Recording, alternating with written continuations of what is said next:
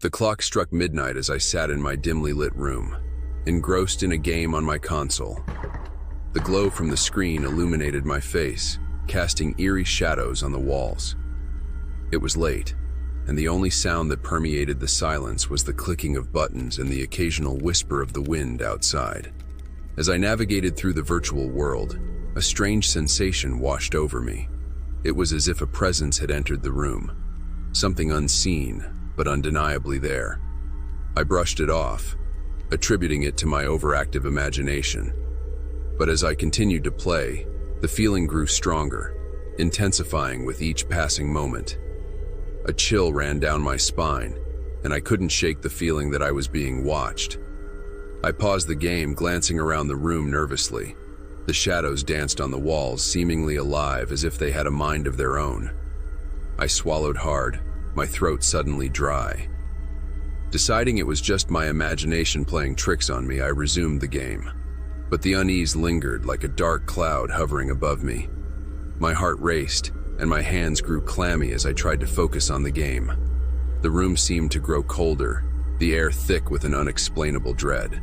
Suddenly, the screen glitched, flickering for a moment before returning to normal. I blinked, unsure of what I had just witnessed. Was it a technical glitch or something more sinister? I brushed it off as a mere coincidence, refusing to let fear take hold of me. But then, the whispers started. Soft, barely audible whispers that seemed to come from every corner of the room. I strained my ears, trying to make out what they were saying, but the words were garbled and incomprehensible. Goosebumps prickled my skin as the whispers grew louder, filling the room with an eerie symphony. I couldn't take it anymore. Panic surged through me like electricity, and I fumbled to turn off the console. But as I reached for the power button, a gust of wind swept through the room, extinguishing the candles that lined my desk. Darkness enveloped me, and my heart pounded in my chest. In the blackness, I felt a presence, a figure looming over me.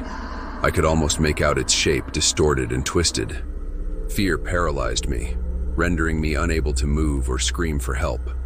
The room seemed to pulse with an otherworldly energy, suffocating me with its malevolence. Suddenly, a voice cut through the silence, a voice that seemed to come from within me. "Leave this place," it whispered, filled with a haunting urgency. "Leave before it's too late." Tears streamed down my face as I stumbled out of the room, my legs trembling beneath me. I didn't dare look back, too afraid of what I might see. I rushed down the stairs, my heart pounding in my ears, and burst through the front door, gasping for breath. As I stood outside, the night air cool against my skin, I glanced up at the window of my room. The curtains billowed in the wind as if waving me goodbye. I knew then that I had escaped something unimaginable, a darkness that had latched onto my soul. To this day, I can't explain what happened that night, but I know one thing for certain.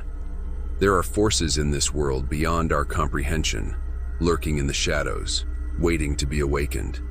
And sometimes they find their way into our lives, even through something as innocent as a game. It was a typical Friday evening, and my friends and I decided to hit up the new gaming zone that had opened in our neighborhood. The place was packed with the latest consoles, high-end PCs, and virtual reality setups. We were all excited to spend the night gaming, free from the usual worries of school and homework. As soon as we entered, the neon lights and the buzz of electronic sounds welcomed us. We split up, each diving into our favorite games. I gravitated toward a high-tech racing simulator, eager to test my skills. Hours flew by as I lost myself in the fast-paced action. Around 10 p.m., my friends decided to head home, but I wanted to stay a bit longer to try out the VR horror game I had heard so much about. The gaming zone's manager, a friendly guy named Sam, assured me that I could stay as long as I wanted. "Just make sure to close the door when you leave," he said with a smile before heading out. By 11 p.m., the place was almost empty, with just a few stragglers here and there. I strapped on the VR headset and dove into the eerie digital world of the horror game. The game was terrifyingly realistic. I was exploring an abandoned mansion, with creaking floorboards and whispering voices echoing in the hallways. As I moved through the dark corridors, I could feel my heart pounding. The immersion was incredible. I could almost feel the cold draft and the musty smell of the old house. Midnight came, and the gaming zone was completely deserted.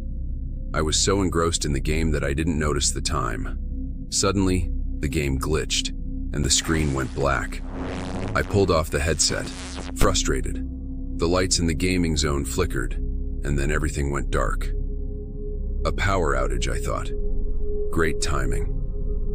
I fumbled for my phone to use its flashlight and found my way to the main counter. As I reached for the light switch, the power came back on, but something felt off. The gaming zone was eerily silent.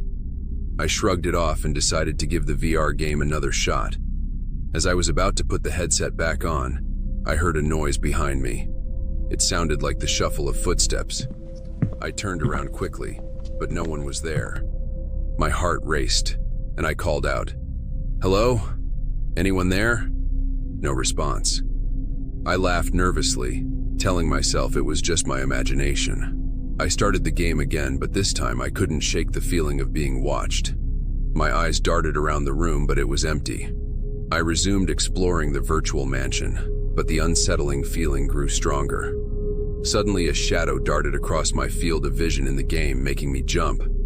I took off the headset, breathing heavily. That's when I saw it, a figure standing at the far end of the room, partially obscured by the darkness. My heart skipped a beat. "Hey, who's there?" I called out, trying to sound braver than I felt. The figure didn't move. I grabbed a nearby chair, ready to defend myself, and slowly approached. But as I got closer, the figure vanished. I froze, my mind racing. Was I seeing things? I turned back to the console, trying to convince myself it was just a trick of the light. As I reached for the headset, I felt a cold breath on my neck. I spun around, swinging the chair, but there was no one there. Panic set in. I needed to get out of there. I ran to the door, but it was locked. I remembered Sam's words. "Just make sure to close the door when you leave." I fumbled with the keys, my hands trembling. Finally, I got the door open and bolted outside, gasping for air. I didn't stop running until I was a block away. My phone buzzed with a message from Sam. "Did you enjoy the game?" I didn't know how to respond. I had no explanation for what I had experienced.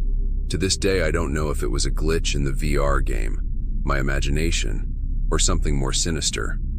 But one thing's for sure, I never went back to that gaming zone.